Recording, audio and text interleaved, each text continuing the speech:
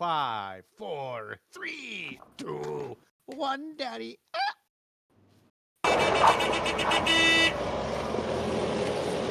Everything all right, officer? Nah, Professor Crookshank. We got a drunken loony here. A couple of months at a state prison farm ought to straighten him out. Well, don't get any jelly from the donuts on the front from your uniform. See you. Nice guy, the professor, but a little strange. 1 Adam 10, 1 Adam 10. Reported sighting of UFO landing, corner of Burbank and Kester. See the man. Hello, welcome to the Worst Movie Ever Made, an experiment movie podcast designed with one thing in mind: to find the worst movie ever made. I'm your host, Chris Ackman. I'm joined by my co-host and fellow mad scientist, Rob Scucci, about Hasek. Hey guys, how are you? And why the fuck are we doing Munchie? Because we did Mac and Me for E.T., and now we're doing Munchie for Gremlins. Is that right? We're finding like the bargain bin, like straight to Redbox, straight to the 99-cent Walmart bin version of popular intellectual properties that all somehow feature Dom DeLuise. I don't know why. 2 weeks in a row. Yeah. Double Dom. I think that's why I don't feel good. I got a migraine today, and my dark reader extension doesn't work on my notepad, so I'm staring at a bright white screen, as you can see in my glasses. Yeah. So I'm doing great. Bob, how are you? Double Dom DeLuise. That's going in the right up. Okay. Is the theme, and this is my fault. Yet I'm not sorry, because this is perfect for our fucking podcast. It is. It's great. It is. And I have a really long alliteration. Okay. And an almost even longer explanation because of how convoluted this story is. Let's do it. All right. Hey, Bobby. What are you doing over there? You know, it's time to explain the movie, right? You gotta give us the best explanation.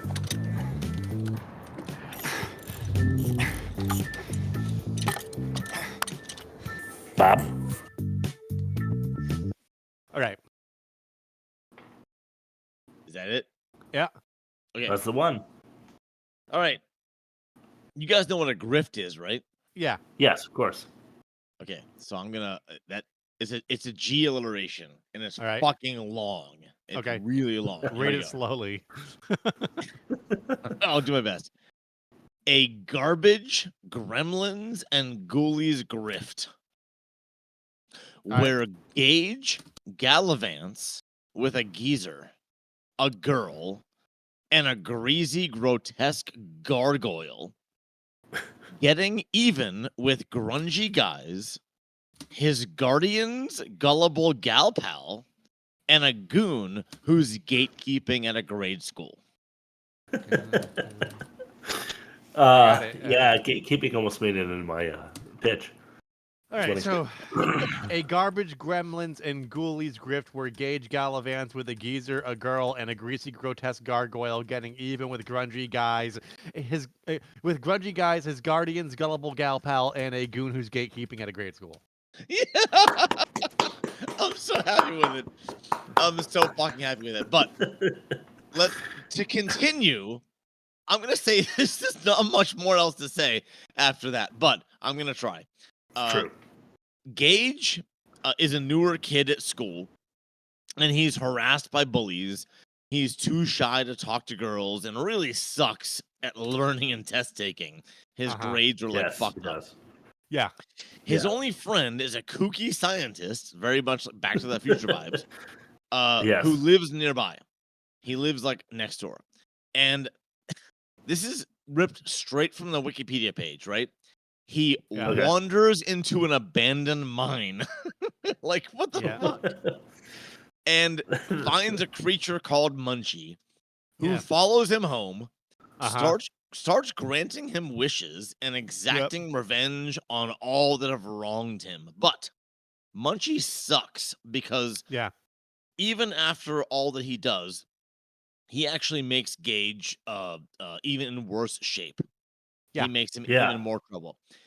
But somehow Gage escapes real trouble and he gets the girl. But the two kids who are in love end up being step siblings, we're led to believe, which is fucking gross. Yeah. And that's That's the story. Yeah, it's a real like Gilmore Girl, Rory, Jesse, and Luke situation because like they're romantically involved, but then like the mother ends up like taking a liking to the girl's father, which makes them like sibling. Like Brady Bunch too, I guess. Yeah. I didn't see Gilmore Girls, but I believe you. Yeah. It reminded me of The Simpsons, one of their Treehouse of Horror episodes in the earlier seasons. They do a parody of the monkey's paw. Like, but every time they make a wish, it has a consequence that's like you got what you wished for, but here's the kicker. Yes, yeah, and, right. Yeah, and then like so Homer wishes like they were famous and rich, but then like people are mad at them because all the attention and money they have for like just being them. Right. And then he wishes for a turkey sandwich and has the turkey cry. You know. I looked up Gremlins, Ghoulies, Critters, offshoots, and that showed up as one of the incantations of that. The Simpsons Treehouse of Horrors shit.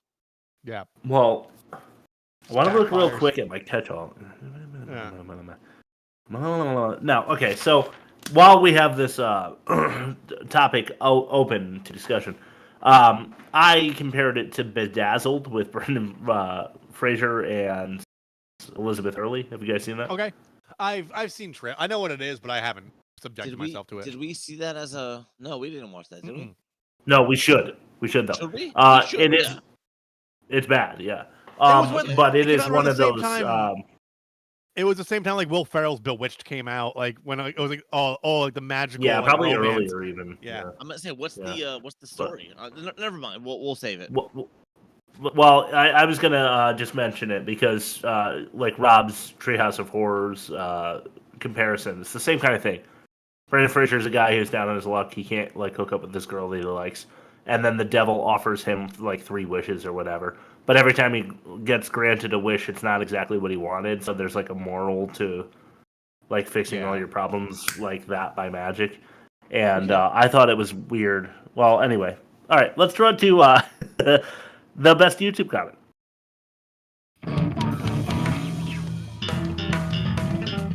My brains will be squirting out of your ears. YouTube.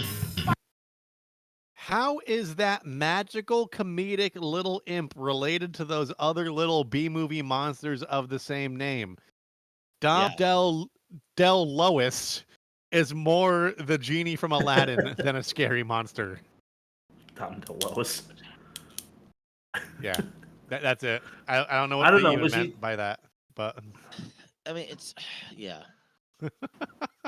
Was he supposed to be? Was Munchie supposed to be scary? Because I thought he was. No, but I didn't think he was. No, he wasn't. He was supposed to be funny. I think it was meant to be one of those like the kid sees it and is like ooh, and then like he's like I'm friend of you, and he's like okay. And he was meant. Yeah. According to what I read, he was meant to be a stand-up comic, like that kind of persona. Yeah. Well, it was not funny though. It was really not funny. Yeah, not funny at all. It was another. It was a good follow-up for Baby Geniuses because it was like throwaway line after throwaway line after throwaway line. Which is very much Garbage Pail Kids, which was... It was Dom DeLuise trying to be a gremlin, trying to be Rodney Dangerfield. Yeah, exactly. Yeah. All right, let's go to test number 1. Ain't that a pitch? No respect. We're not no respect at all. We're linemen. No respect. A lineman's you want around if you feel like the world's coming to an end. I'm a lineman now. So you're a lineman. For being a lineman. He's not some boy. Well, then what is he? He's a lineman. So you're a lineman. Like you. Ain't that a pig, Chandler? It's Bob, me, Chris. It is me. And I went heavy alliteration on my pitch. Ooh. So take it for what it's worth. I think it's worth something. Here we go. Munchie makes me miss Mac and me. Wow. He has a human hairstyle and is humor-free. Crookshank, Kathy, and Carlisle cruise and careen to catch a car while Munchie makes moronic, misguided mockery. All right. Yeah, very well done. That's and truth. Nice summarization as well. It was good. Full package deal. Just so you know. All right. There once surprised he's not an English teacher. There once was a little pussy bitch named Gage, who's the subject of middle school bully rage.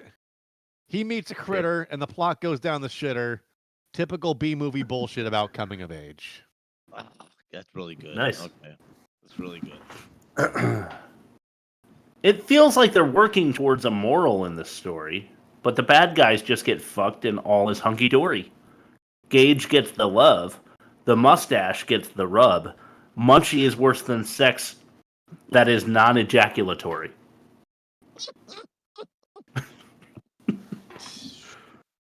Shit. All right. No, I'm going Rob 4-5.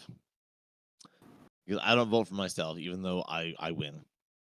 I want to make it interesting. I want to do Bob same score. 4-5, huh? What do we do here? Do I take a loss? Do we go or do we just go take a third win? Team win. No, we've been doing it too much lately. It's been a few weeks. I'll go. I'll go Bob to fulfill his prophecy. I feel bad about asking him to make his last word something I thought of for the last 6 weeks. So, Bob takes this one 4-5. Very nice, Bob. Love it. Right, cool. I don't like not winning, but let's throw it to test number 2, the most offensive. Classroom and offensive. All right. Okay, number 5. Detectives detain doctor who destroyed a donut shop. It's not so much about the detectives detaining him. It's more about the absolute destruction of a small business again on the pod. Yeah.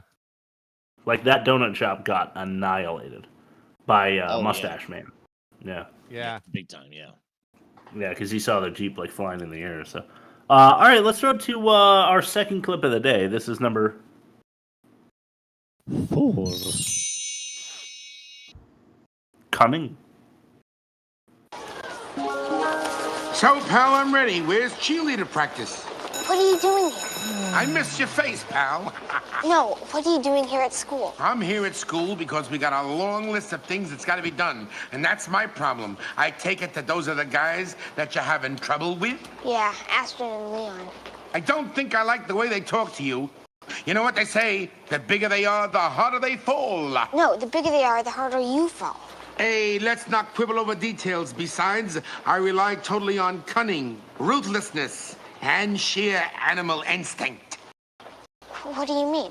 Listen, pal, anyone who's been to a lingerie sale at JCPenney knows exactly what I mean, but I digress. I gotta take care of your math grades. Bye. But... Yeah. Goodbye. Cheerleader practice. I led to believe that this guy is 6,000 years old, right? This is megophilia. Yeah. Megophilia. Yeah, I'm megophilia, bro. Nice. Number 3. God damn it. Family Film Firing Squad. Yeah. Oh yeah. Fuck yeah. Yeah. Kid has a flashback and he's strapped to a pole and like the British or something, or loading the muskets and shooting at him. And I thought that was a little harsh for a kid movie. Yeah. Yeah. Definitely. Hey, this is a kid movie, right? Yeah. Oh, totally. Yeah. Yeah. All right, let's throw it to number 2. All right, follow me on this one. All right. Main character Mustache Man mother makeout stare down. Yeah. Yeah, 100%. Yeah, that was fucking uncomfortable, man. Yeah. Yeah. Number. Are we at number 1 already? Yeah. We're flying. Yeah. Flying. This is Crossed. Oh, that's another clip, right? Yeah, here we go. Yeah.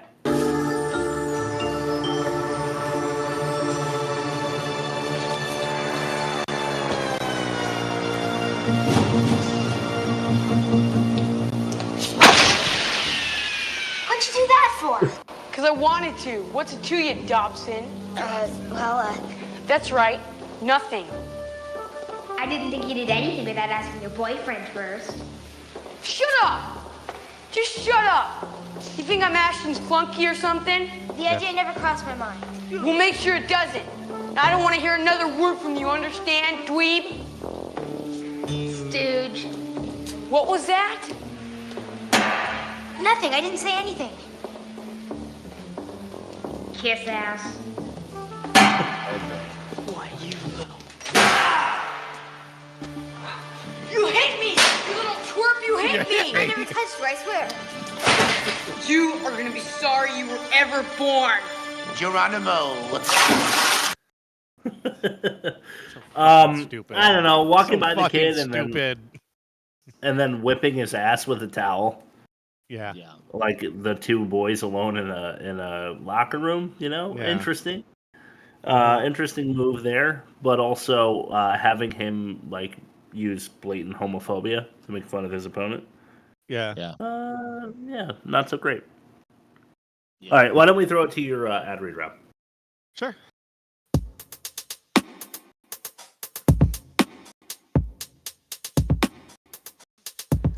Well. Just what are you pretty little listeners doing out here with no 3 a.m. hot dogs and to keep you company? Okay, yeah. Today's episode of The Worst Movie Ever Made is brought to you by Emergency Pickles. You're stuck in traffic, your blood sugar's crashing, you're one bad mood away from punching your steering wheel until your knuckles are bloody. What do you reach for? Emergency Pickles. That's right, vacuum-sealed, glove box safe, and emotionally stabilizing. Whether you're spiraling in the Target parking lot or halfway through a breakup at Applebee's, Emergency Pickles are your crunchy, briny lifeline. Sour dill, spicy spears, uncomfortably wet gherkins. No refrigeration, no regrets, and no FDA approval. Not recommended for actual emergencies. Keep away from toddlers, raccoons, and anyone who says pickleball is life. Do not taunt Emergency Pickles, because sometimes life gets too real and only a pickle can fix it. All right. Thank you so much, Emergency Pickles, for joining us here on The Worst Movie Ever Made. Best ad ever made, maybe. I don't know. That's up there. That was great. All right, let's start to test number 3. This is the worst dialogue. Thank you again, Emergency Pickle. Yeah, no problem. That was good. Low testosterone. Man boobs. Those are the things they bring up when they can't think of anything else to say. Because it's bad dialogue. And this is the worst dialogue. I don't know. You guys tell me. I don't know if I did a great job this week. All the dialogue is bad. This is another one where I feel like I could have farmed from 20 different clips, so I don't... Yeah. It's like...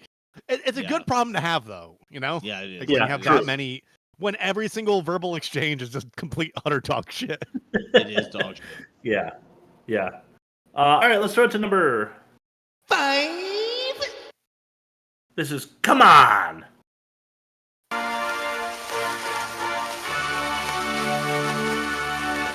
Hello, my baby. Hello, my honey. Hello, my ragtime gal. Send me a kiss by wire. Baby, my heart's on fire. If you refuse me, honey, you lose me. Then you'll be left alone. Oh, baby, come on and tell me I'm your own. Hey, I'm losing the crown. What'd I do? Mom, where are you? Gage, where have you been? And what have I told you about coming home after dark? Now, your dinner is cold, and I am not going to reheat it. I know, but listen, I was in this old abandoned mine, and there was this little creature, and it jumped out of its box, and it started singing. It sang? Mm-hmm. Gage, someday your daydreaming may make you millions, but right now, all it's getting you is not even a cold dinner and bed. But, Mom... Just listen to me, young man. Upstairs now. Not even a cold dinner. She meant to say not even a hot dinner because she already mentioned it was cold. Yeah. Lonnie Anderson. Not worth anything. Fair enough. But yeah, go ahead. She was famous for a TV show in the early 80s called WKRP in Cincinnati. And, I've heard of that. I haven't seen it, but that's where she was. She was famous for that. She was also in a Burt Reynolds movie in the early 80s called Stroker Ace. she was just like a sex symbol, and she was, I think, hired to sell this movie, and it just didn't fucking work. Because she's got a dog face. She's got something. Yeah, she does have a weird face, dude. She has a weird face. Yeah, it's like a pug. She or has a Swedish titties. Guy. She has titties and blonde hair and a thin body, and that's what sold it. And a Dolph Lundgren jowl. She does. Yeah, she really does. Like, she looks like she can take a fucking punch. A very square jaw, yes. Built like a fridge. Yeah.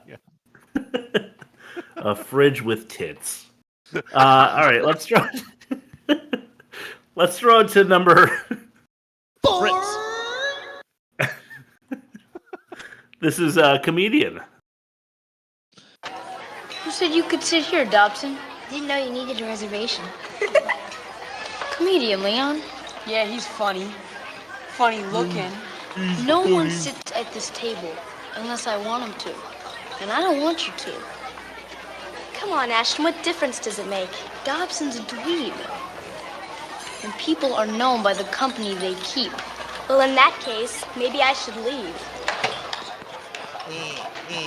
I'm Jennifer Love Hewitt. She'll be back. But you won't be. Leon, show this gentleman where he may eat his lunch. What is that? Delivery.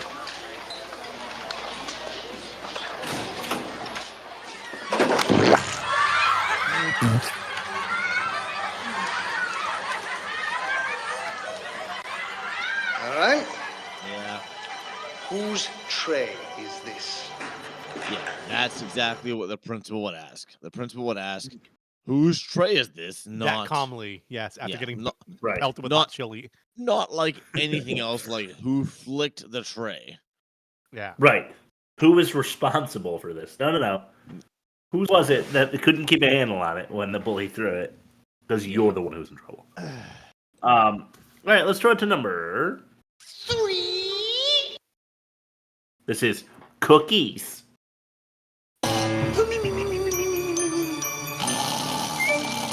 What in the hell is that? No!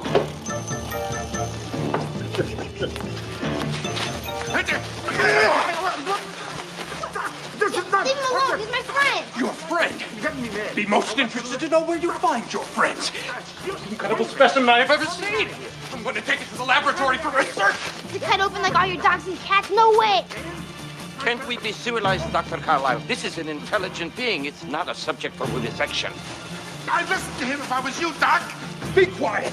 You give whatever it is back to Gage. Look, the house is on fire. Fire? Get me out of here. Would you let me out of this bag? Hey! What you trying to do? Get me out of here. Ow! You drop me one more time, I'm going to toss my cookies. We gotta get him out of here. But how? I have an idea. I hope you know what you're doing, because I don't. I don't understand. The kid. I think my favorite part was shoving the living creature in a garbage bag. Well, yeah, that was like, that was very similar to duffel bagging babies.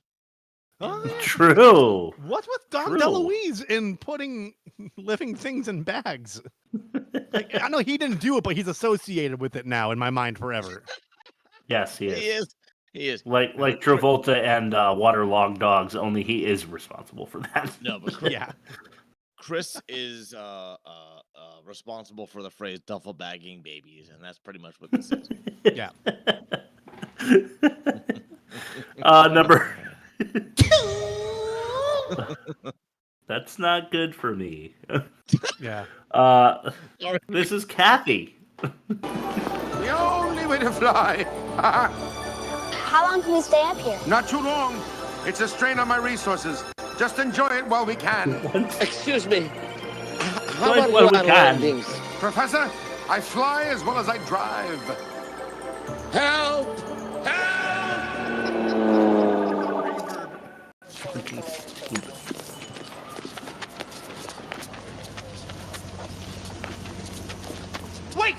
Wait a minute, I know that woman! Kathy! Kathy, tell them who I am! Kathy? Tell them who I am! Officers, I've never seen this man before in my life. Got him. Kathy! Kathy, don't let them take me!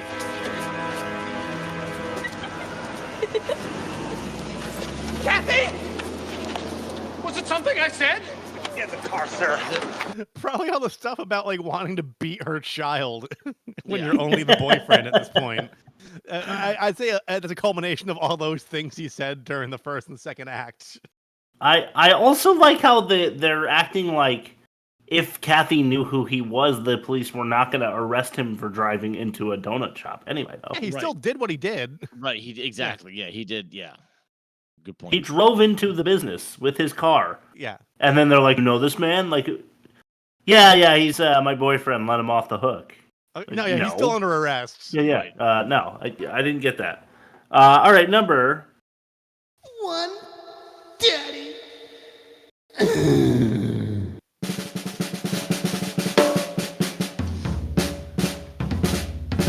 You know what? Fuck it. Conjurer. Oh. Great. My mom thinks I'm losing my marbles, and you won't even let her see you. You know, where I come from, I'm just ordinary. I mean ordinary. Now, my father, whoa, there was a guy. What a guy. He had a pet dinosaur that was paper trained. Those were the days. What laughs. But times have changed. Hey, you've been so nice to me, I owe you one. What do you want? Ask for it. Anything. Don't matter. What do you need? What would I like? Stop it. Stop the clip. I'd like to be popular. I'd like Mona to marry that creep Elliot. Stop the clip. I'd like Andrew Kurtz to know I was even alive. I'd like Principal Thornton to get his... Too long. I'd like Ashton and Lance to look like total idiots in front of the entire school. And I'd like to pass them. No problem. Consider it done. And right now, I'd rather have a hot pepperoni pizza than those leftovers. Hot pepperoni pizza. You know some kid? We could be friends.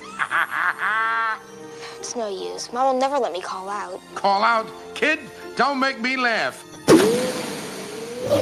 I'm hot. One large pepperoni pizza coming up in 30 seconds, or you get it free. Mozzarella, abacadabra.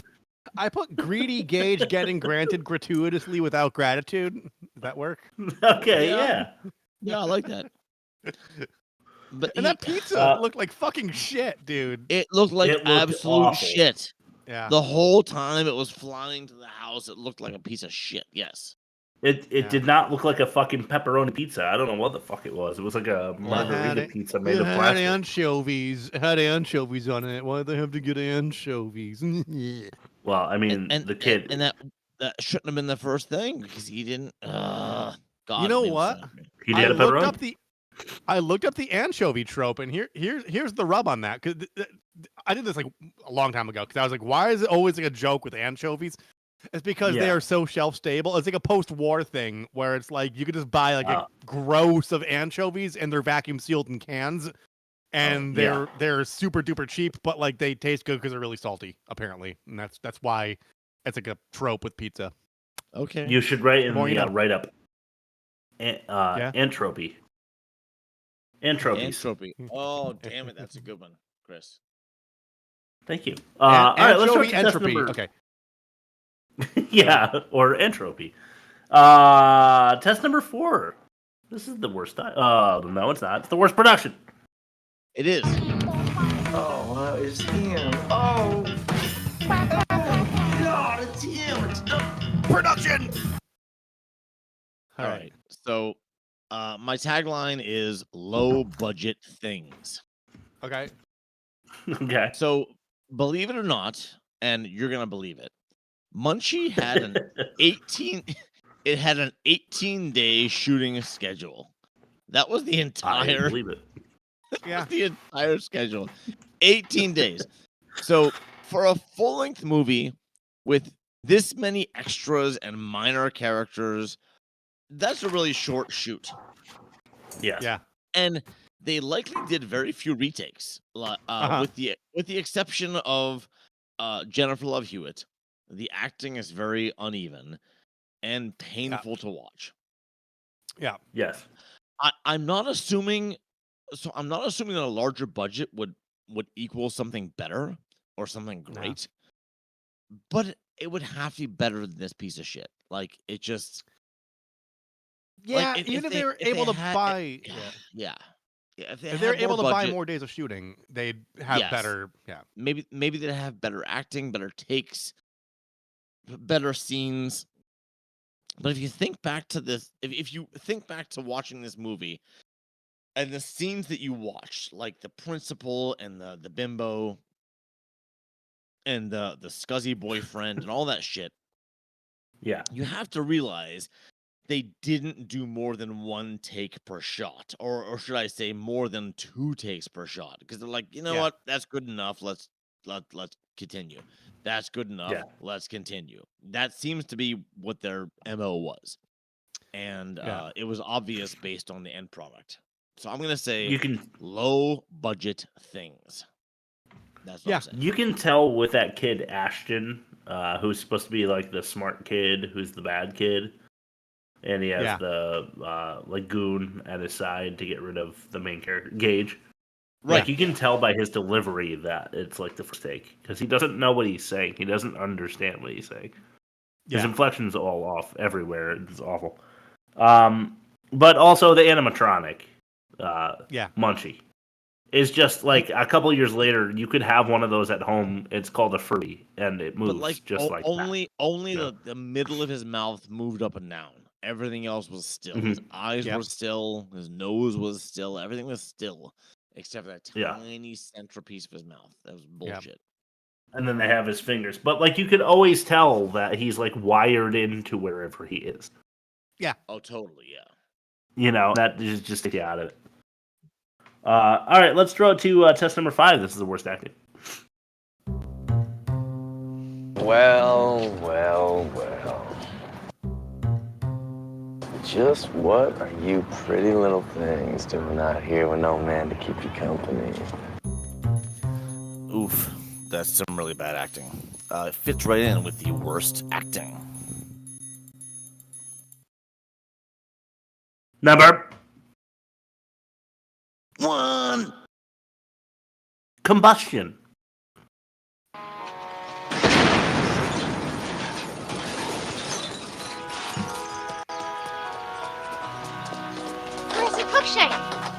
Professor Cookshank, where are you? I'm here, Gage. If I could only figure out where here is. What happened? This is a lesson in spontaneous combustion. It seems that a faulty exhaust device recirculated gasoline fumes back through the intake manifold. Added to this equation, all you need is a tiny little spark and... It was my fault. I was so busy thinking that I didn't think about what I was doing. You were daydreaming. Yeah, that too. You know, that's what makes human beings unique. The ability to think, to dream, to imagine. Reality is only good for somebody who can't cope with imagination. This is so weird because he's like the Doc Brown surrogate, and we had the actual Doc Brown in last week's movie. Oh, that's true. Christopher Lloyd was in last week's movie. And he's talking about the dangers of imagination. Anywho. Damn, dude. You still have that on the soundboard? Yeah, it's always on there. I have the whole imagination song broken up into 11 segments. I also have this one. Imagination. Imagination. Imagination. Are you going to take us somewhere or not? Anywho. Awesome. Number 2. 2. This is Creator. This is so exciting. An opportunity to explore ancient civilizations with someone who might have created them. Yeah. I guess it's all for the best. When Elliot gets out of jail, he's going to come looking for Munchie. He'll be safer with you. You know, Munchie? No. I'm really going to miss you. And I'm going to miss you too, pal, big time. But the professor needs me. Don't worry. You haven't seen the last of me. Professor, Tempest Fugit. We don't want to miss our flight. All right, put your head down so I don't knock you. All right, we're going. We got tickets and we're going. Munchie, are you comfortable down there? Yeah, leave a wake-up call for 6. Munchie, do me a favor. Don't talk. There are people around. Your attention, please. Final boarding call for Flight 17, leaving for the lost city of Armand.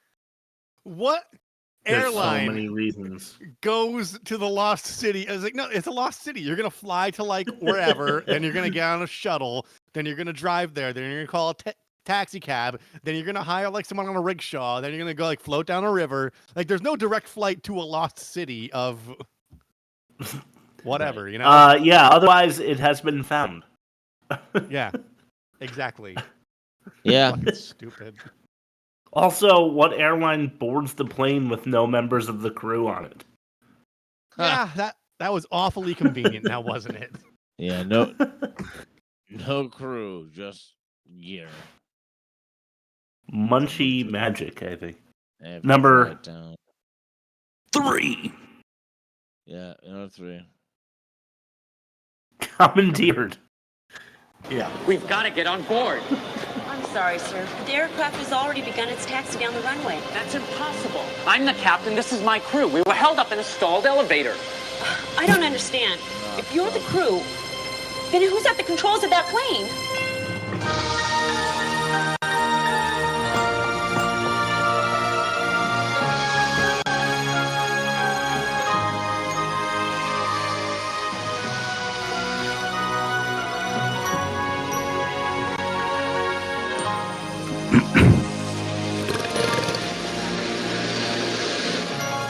Nice. Ladies and gentlemen, welcome to Trans Munchie Airlines. Unbuckle your seatbelts and get ready for the ride of your life. Party time! That was the end of the movie. Yes, it was.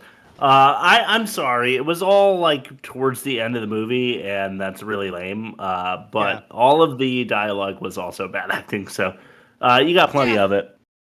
Yeah. Let's turn to Bob for fact or no fact. Okay. Yeah. Let me tell you something. When Bob hits you with these facts, your brains will be squirting out in your ears. This is fact or no fact. All right. It was called Munchie. I renamed it Not Funny. All right. That is true. Fucking wasn't. God damn it. Okay, so fact, no fact. It wasn't. 5 things. 1 thing is a lie, and the rest are facts. Here we go. The director said that working with Jennifer Love Hewitt led him to writing Little Miss Millions, specifically for her. Okay, second one. Okay. There's an alleged supercut of this movie that runs 5 minutes longer, where Munchie flies on a pizza across the globe, much like it was in the theatrical poster. Huh. Okay, third one. This and its sequel were the only 2 non-R-rated films that Becky LeBeau appeared in where she didn't have to take her clothes off. That was the bimbo secretary. The fridge with principal. tits. Yeah. Huh. All right. Okay, Oh, no, that one. Okay. Principal's off, yeah. Yeah, principal. Okay, fourth one. Most of the footage from the opening 3 minutes, apart from the close-ups of the driver, were from another movie from 1976. Okay. And last one. The director also made the sequel to Munchie with the condition that the actor that played Gage not be a part of the sequel. Wow. That's fucked up if true. He sucked. All right. But it's also like, did he think that was the reason the movie failed? Too.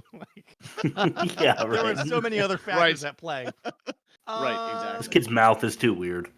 That's what it is.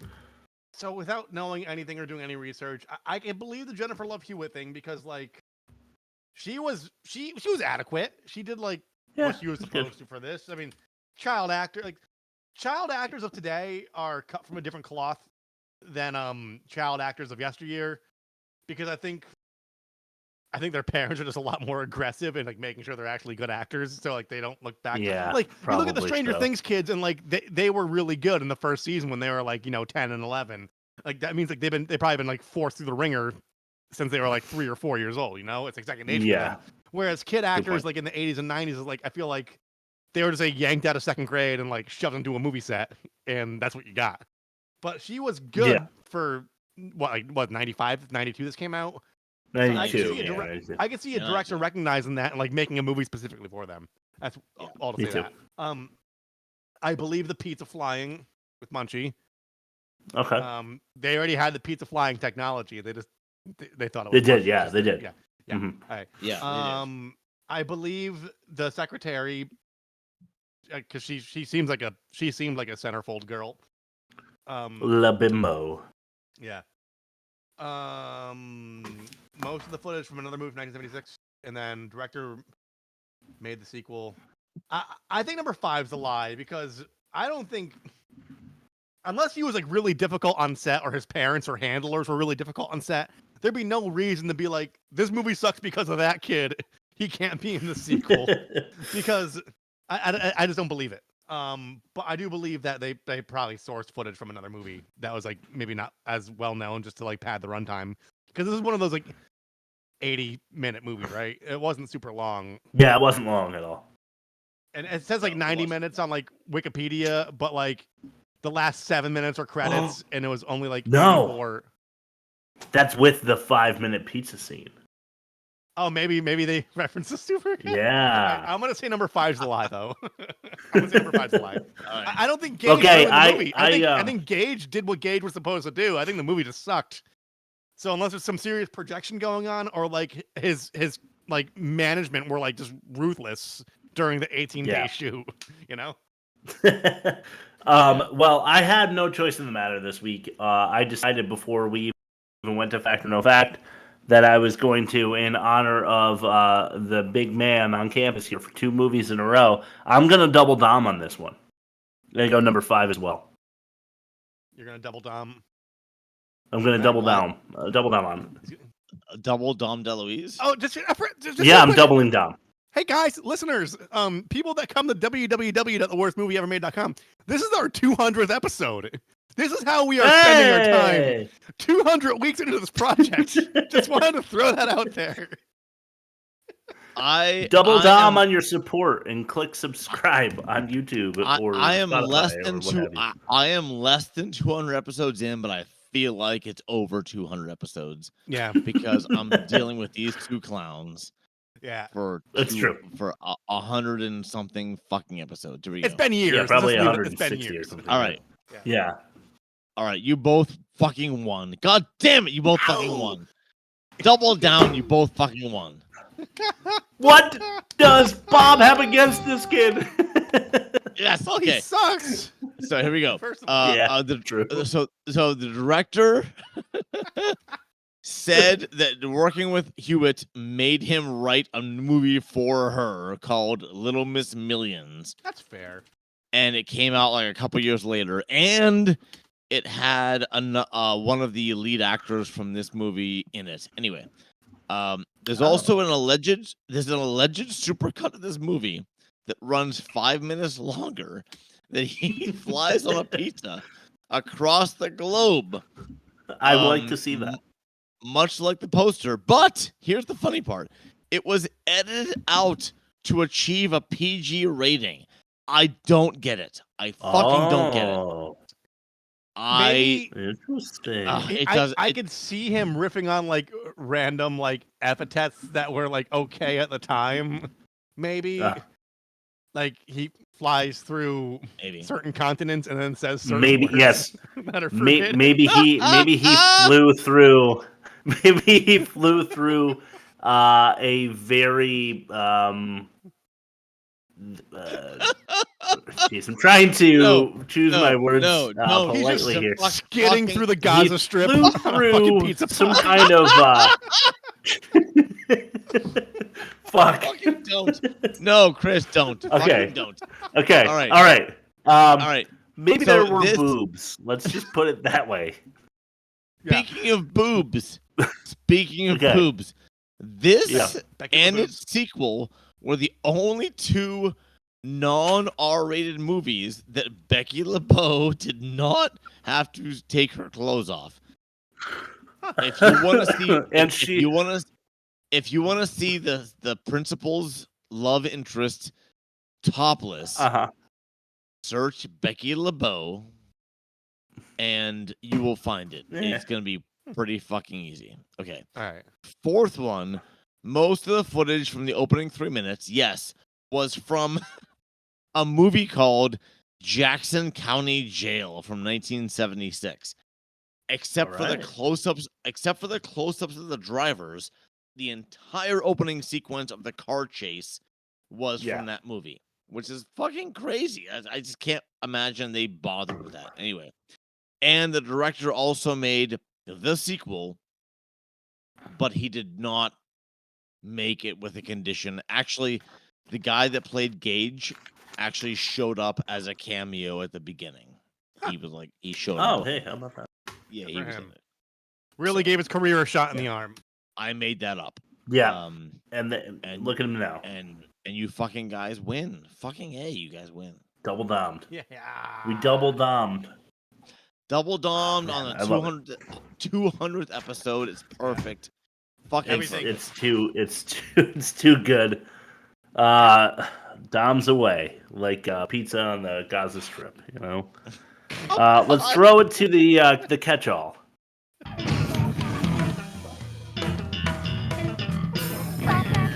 Get the hell down from there! Don't worry, I'll catch you. Because this is the catch-all. Kill training growing tigers naked in a meat suit. Okay. Yep. I apologize for that. I heard it. I had to say it. That's my biggest problem in life. Number 5. You're just gonna fall asleep with that thing in your fucking room. Yeah. Like it follows you home. It's like watching TV. It won't get out of bed. It might have a boner under your blanket, and like it climbs into your dresser and pretends to fall asleep for all you know, and you're just like, all right, good night.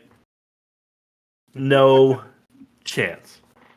Plus, he's terrifying. Go ahead, though. Yes. I'm gonna say this is a little earlier in the film. He says, as an elementary school kid, he says, "Someday I'll be dead, and they'll all be sorry." Yes. Yeah. What the fuck? That's when he wanders into the cave. That's some suicidal ideation extremism, if I ever heard it. And Rob knows what I'm talking about. Yeah. Thanks for the shout out. I'm glad that's what I'm known for. You are. Me too, Rob. Me too. We're all in the same boat, Rob. We're all sipping from the same shit cup. We are. Yeah, it might be the 200 episodes of mental abuse that we've done to each other. Yeah. My number 4 is the gym teacher isn't even a little concerned about a star football player who is also a child, and he's just gotten his ass kicked and he's drowning in a bin full of jockstraps. Yeah. Then the gym teacher doesn't care at all about that. Counterpoint. He was already worried about next moves. Like, who am I going to get on the fucking team for the next game? Yeah, true. So, yeah. I mean, I guess there is some realism there. Slightly, maybe. Thrusters engaged, he's thinking. Ooh, yeah. I agree. All right, go ahead, Bob. I'm going to say, I don't know if you guys know the actor Angus Schremm. Can't say I do. Is he the principal? No, he was the funeral director. Oh, okay. And that's the guy from Phantasm. I don't know if you guys know the Phantasm franchise. That's on my list. That's like from the 70s, right? Like 76 or 77? Fucking yes. And Angus I gotta give that a look.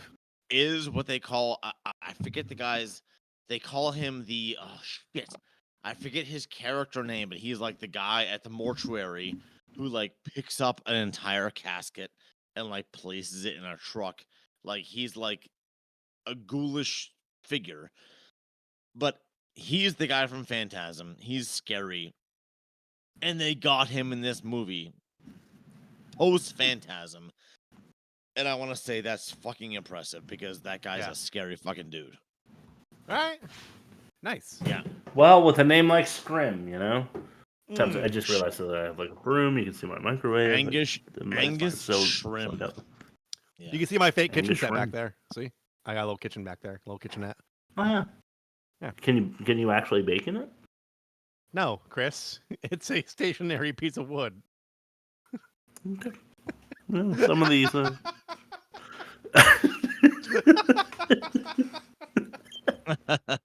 Anywho. All right, let's go to my number 3.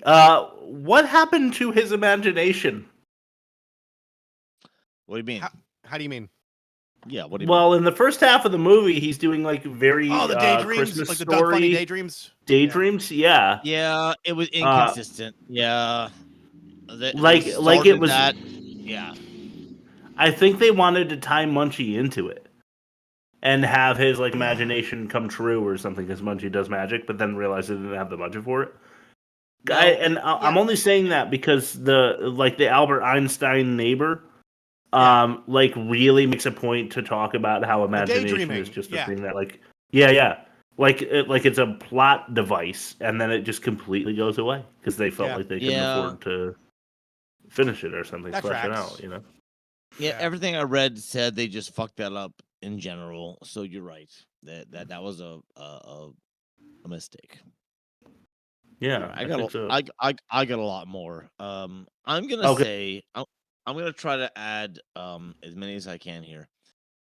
This was the laziest puppetry mouth animation ever put to film. Mm-hmm. Especially following Baby Geniuses, man. It's like, whew, not even a far cry from that. I mean, this was 7 years later, so I'll give it that much credit. But like the middle of the mouth went up and down, but the rest of it didn't. The eyes didn't change. None of the face changed. It was lazy, fucking lazy animation. But it also was unbelievable. It was very low budget, so that makes sense, you know. But still. Yeah, still. Just could not buy into it at all. When my number 2, when Munchie is drawn into ancient history scenes, I get upset. Yeah. I don't know about you guys. That like it's not that it pissed me off because they were like, "Oh, he's been around forever." It's just it looked so shitty and not even like him. Yeah. And to have him be around for 6,000 years, like it's important that he's old or something. I don't know. Like they got to go to some lost city because ancient aliens, they helped us with the pyramids and they like made people carve stone better than people should have been able to back then. Not like they were able to harness electricity or make fucking iPhones or know what bacteria is. They just let them, like the ancient aliens, helped us carve fucking stones back then, even though we probably could have done that with like, tools we had at the time, and we could stack bricks. The prevailing theory is acoustic pyramids. The prevailing theory is acoustic levitation. Apparently, certain minerals, when a certain frequency is played, are easier to manipulate. So, like, if you're blasting like a certain like hertz or megahertz, then you could like push granite easier or something like that. I want Jamie Heineman and the other guy from MythBusters to do that one. Right. All right. I want to see that. Yeah. I don't know why I thought of Jamie Heineman and not the other guy because like he's way more available in my brain. Who's the guy with the beret and the dumb mustache? Is that Heineman? Yeah, I think it's Jamie Heineman. Yeah. Fuck that guy. He looks like a walrus. Looks like the Pringles guy. Yeah, he does. Yeah, he does. All right. Go ahead, Bob. Can I say mine? All right, this is my second to last one. There ain't no kid showering naked in a middle school gym class. Dude, that yeah, no way. In the early 90s. Fuck that. Yeah. Not gonna happen. I was about to say, like Chris and I are a couple graduating classes below you, Bob, but My memory is you go to the lunchroom, you eat like a fucking pizza boat, and then you play dodgeball for 45 minutes in a room with no air conditioning, and then everybody goes up smelling like shit to the fucking science lab. Yes. Ride out the rest of the day. It's still like that, Rob. It's still like that. Right. Yes. And the showers are for like the football team, like on the weekends. It's for nobody. Nobody uses the fucking showers anymore. It's not. In middle school, it's not a thing. The showers are literally there, but they're not functional. Yeah. Yeah, not since Penn State are they ever used ever again. Oh, fuck, Rob. Oh, Chris. Okay, you're right. Let's throw it to my number one, Daddy. Is that a Halloween party? They said nothing about a costume party in any of the invites, and they never say anything about Halloween. I'm wondering why the party everybody's in costume. I just whenever I see a party, I just think like, it's a party. But like now that you bring it back, like the Rolodex just spun in my head. I'm like, they were in costumes. Yeah. Yeah. I want to say there was a reason, but I forget what it was. Yeah. No, I mean, maybe there was. Maybe I just wasn't paying attention to this movie because I hated it so much. But I don't they invite a bunch of people, but they never say it's a Halloween party or a costume party or anything. Yeah. And then everybody's in those, like, you know how Hocus Pocus 2, I said it's funny how, like, in these Halloween parties, they have to have, like, non-licensed costumes that people would never wear. Yeah. It's like, you know, the milkman right next to your standard clown, next to, like, type A, like 1A cowboy next to and then, astronaut. Like all these adults wearing. You go to Spirit Halloween and it's like Italian video game plumber guy, and it's like clearly like a Mario knockoff, but they can't say Mario because they don't have the Yeah, but they can't even wear that in case you might think that they're stealing the Mario costume. So they have to wear like the most bland shit. That's what this was. Like all these people wearing like the most like, what do you want to be when you grow up? You ask a kid, and that's the Halloween costume party. like, I just. All right. I'm going to say my last one, which is kind of appropriate. The party that he threw had a fucking keg. And who knows what it did. Maybe it was sarsaparilla. Rob, shut up. Maybe. It's and who knows what else? My God, like that's an elementary school party had a fucking keg. Like no way. Yeah, not gonna happen. Yeah, I mean it is, but it doesn't make any fuck sense. No. All right, let's throw it to what we're watching. I'll make it quick for me. All right. He's lineman. Told you I'm a lineman now. Lineman. We're not cable guys. We're linemen. He's a lineman. Like you. Okay, I need to watch something else. This is what we're watching. Yep. I have a hard time with what we're watching every week because I just don't watch that many movies from week to week as much as I'd like to. I just don't really have the time to do that. But what I am watching with my wife right now. Go ahead. I'll say you have to watch this movie and then more. Yeah. Unfortunately, I can't list this one. But I'm watching Dexter season 4 with the lady, and it is the Trinity season. If you've ever seen Dexter, that is where all the juice is. If you want to squeeze the lemon that is Dexter, go straight to season 4. Fuck everything else. It's amazing. Overall, is it a good show? Like, is it like if you were to give the whole series like a 5-star rating, what would it be? Probably a 3.8 because of a lot of it's really more like brand damaging later seasons that bring it so low though. Okay. The first 4, maybe even 5 seasons are very strong TV. Okay.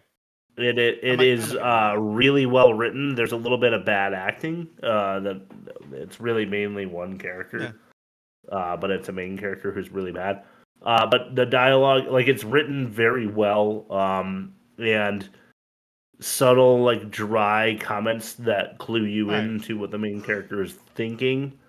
Yeah. It's the kind of stuff that's almost double entendre, where they're saying it to the person that they're talking to, but it's really also for the audience. Yeah. Right.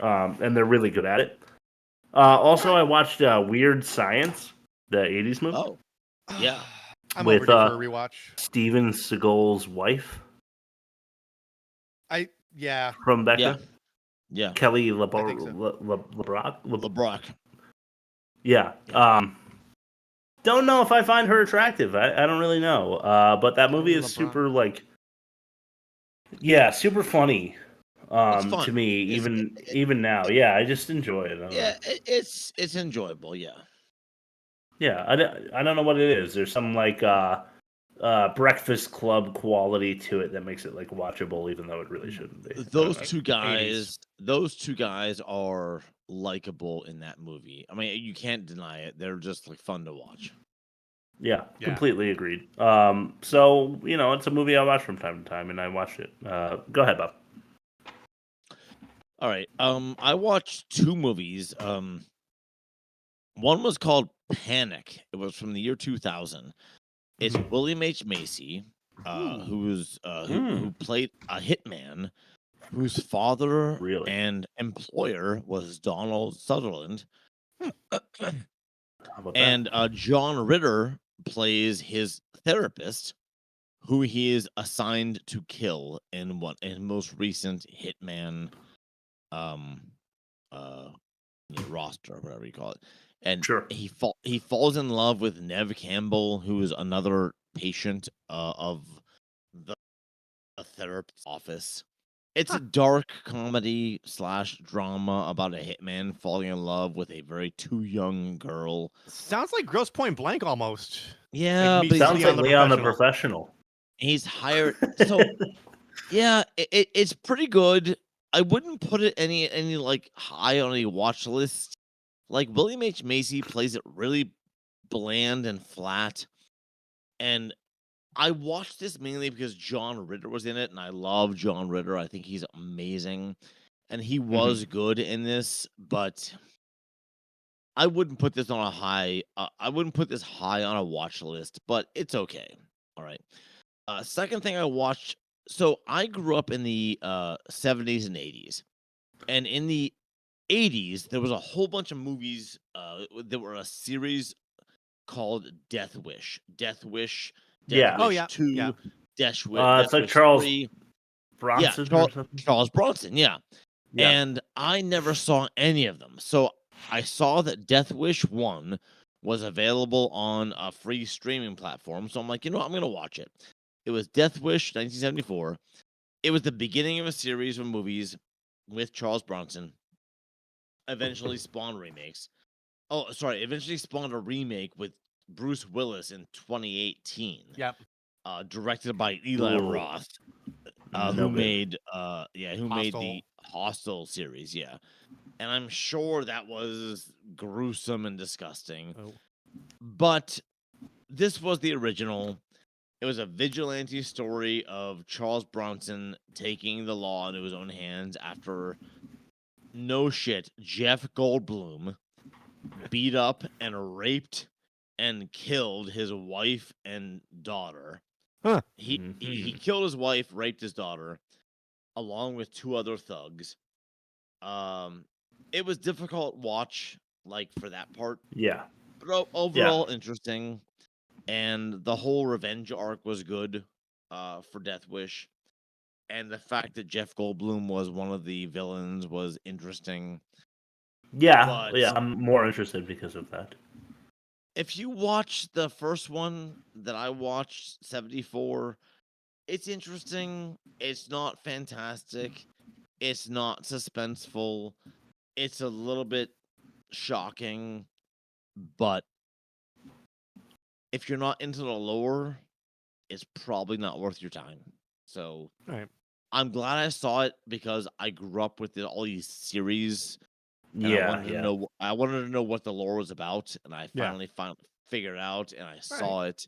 It was worth it for me. I wouldn't suggest it for anyone else, but if you want to watch it, go ahead. Bob, I felt exactly the same way about The Equalizer.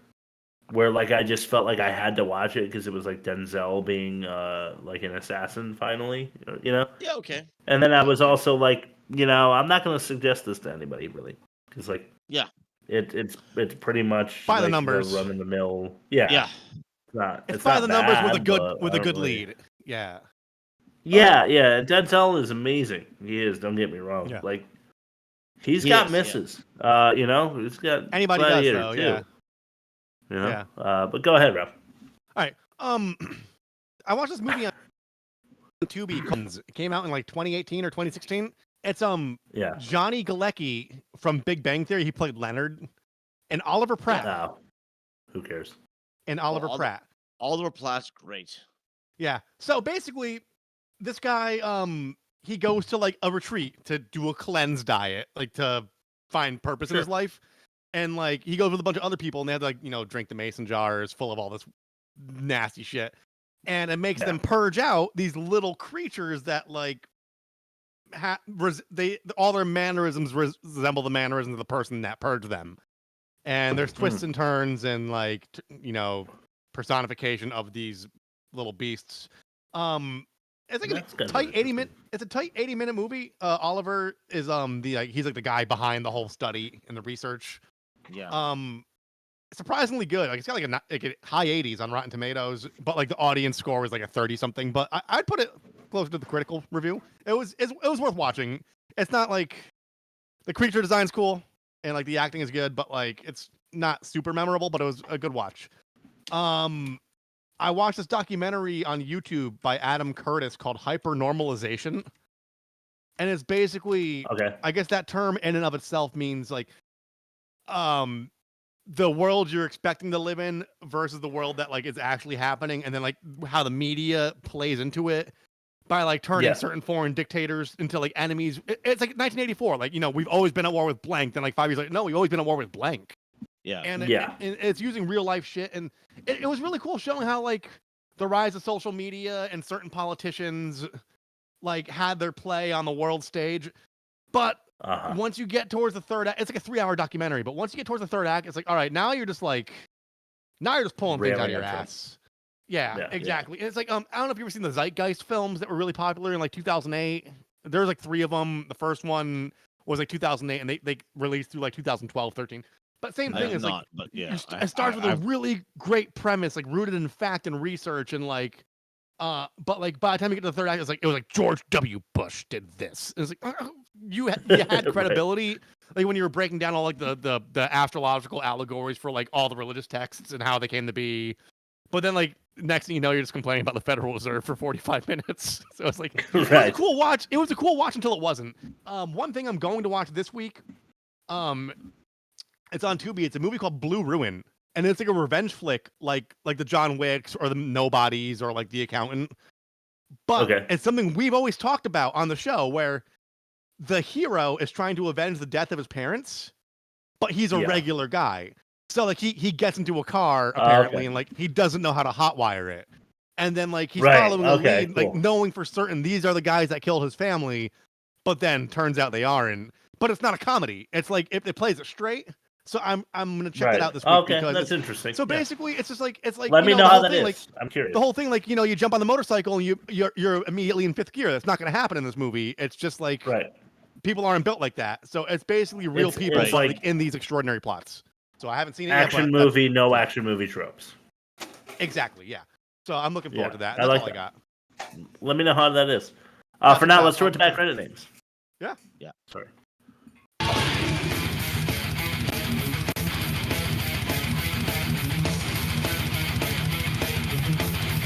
Love Hewitt, George Buckflower, Ace Mask, Angus Scrim, Waldo Brain, L.M. Schweich, and Harry Box. Harry Box.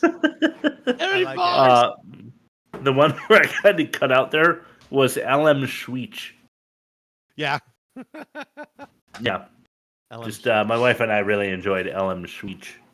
Yeah. Sometimes I'll run the name spire because I'm not sure what's funny because I don't have a good sense of humor. You're too close to the picture. Yeah. No, I just don't. I don't really understand funny. You're too in love with the production, so you have to. Yeah. I'm in love with your worst production. It's a great segment. Okay. Oh my god. Let's throw to the offensive minigame. Can't wait to get those bicep tattoos. Sometimes things sound offensive. Hell, training grown tigers naked in a meat suit. But it's for us to figure out if it is or not with the offensive minigame. All right, Bob, I gotta give it to you. You called it. This is kind of my catchphrase now, I guess. But duffel bagging babies, or raunchy munchie. Duffel bagging babies. I think duffel bagging babies. Yeah. Yeah, I think we all agree. Big baby fat shaming. Okay. Or mother makeout stare down. That's tough because fat kids are hard to look at. That's true. Go on record to say the younger and fatter they are, the harder they are to look at. I agree. Wait, mother makeout stare down. I can't. So the mother and the stepfather to be are like kissing, but like the he's locking eyes with Gage. With Gage. Oh, totally. Like, I'm about. I'm gonna fuck your mom. That is the more offensive. Let's go with that. Now that I'm saying it out loud, I'm gonna go with that too. That wins. It was I'm going to fuck your mom stare down for sure. Yeah. I think one step behind, like him, like going like this. Just like, his head.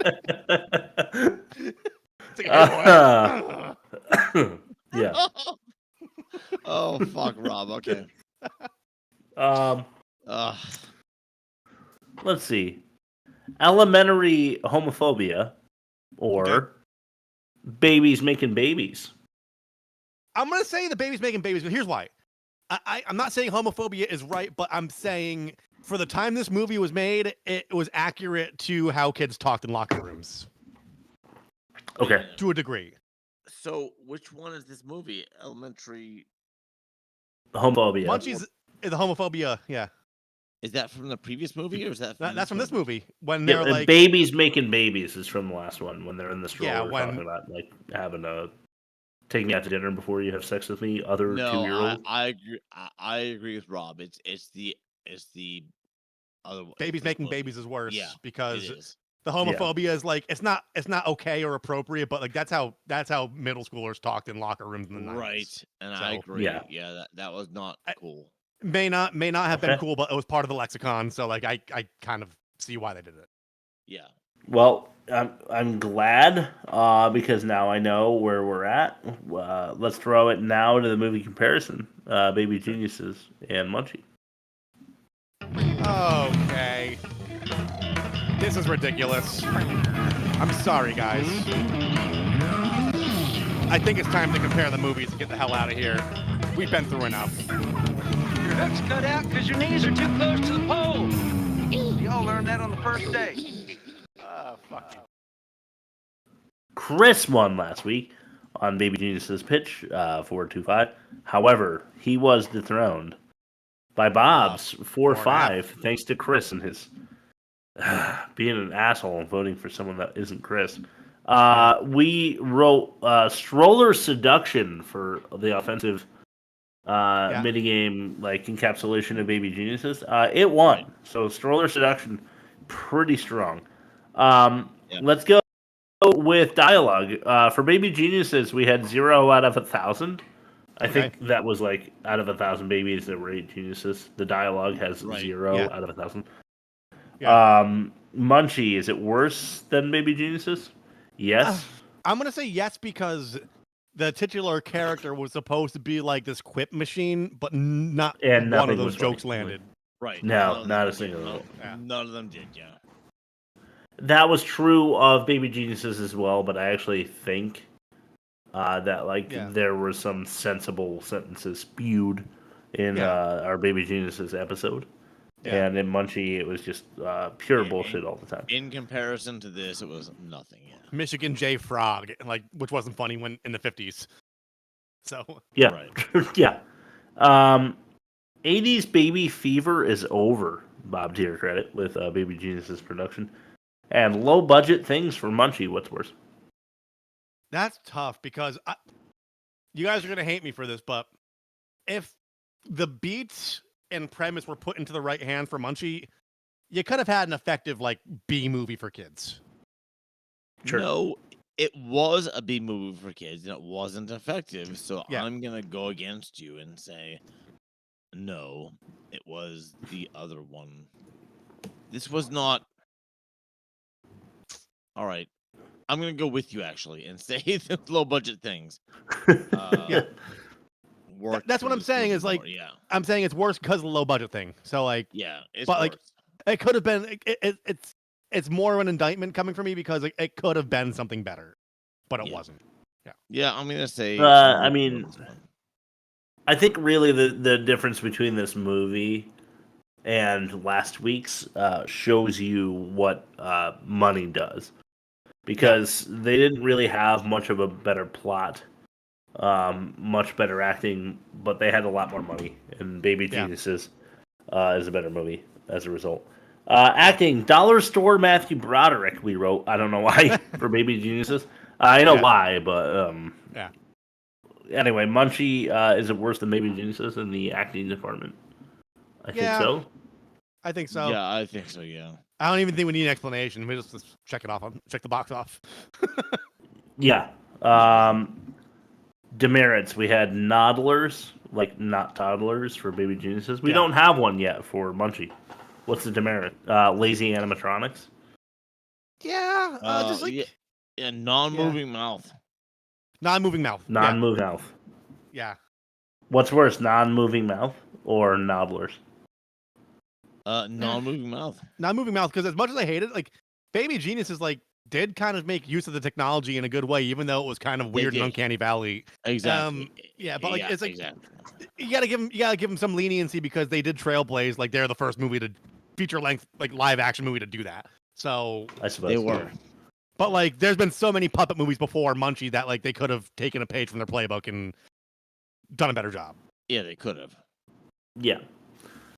So that makes it official, 5-1. Munchie is the worst movie of the season so far. Through 2 episodes. This is episode 197 of season 200, or something like that. Feels right. Feels right. It makes sense. Yeah. Yeah. Munchie is the winner. Next week we are. Let's check in the live poll. Looks like we're doing carpool next week. So with Tom Arnold. Have you guys seen Carpool? No, we have not. No. I have not. You didn't see it like when you were a kid, Chris? No, it came out when I was like 8 years old. Why would I? Both 8. Because we were 8, and it's like a funny, well, that still means that your parents had to choose it as a movie for you to all watch. No, I had like basic cable, so we had some of the movie channels. So like it showed up on like Stars. All right, fair enough. But yeah, it's. I couldn't afford Stars. We had 7 channels. It's not good, but it's. What year is it? 2000. It's 1996. So basically, the father is like a workaholic who neglects his kids' needs, but the mom gets sick, so he has to like carpool with all the kids. Then Tom Arnold steals their car, and then it's like a 90-minute chase of like Tom Arnold being like, "I'm not so bad after all," and like it's not. And the kids driving him insane, probably. Yeah. Okay. I mean, like I'm remembering this through my 8-year-old brain. Like there were a couple like funny moments, but I'm gonna go watch them at 36 years old and be like, I was dumb. So yeah. All right, I have a copy coming through. It's not strong, but I'll figure it out by the end of the week. All right, cool, sweet. And then let's real quickly because we were trying to get better at this. Where can I stream? Oh yeah, we were. Carpool, I appreciate 1996. Free. Okay, Pluto. it's on demand. It's Google Play or Apple TV. But okay. So it's not on streaming. But damn it. It's okay. I think enough people have fond memories of this movie for us to muscle through it. So anyway. This should be part of our consideration before we even make the poll.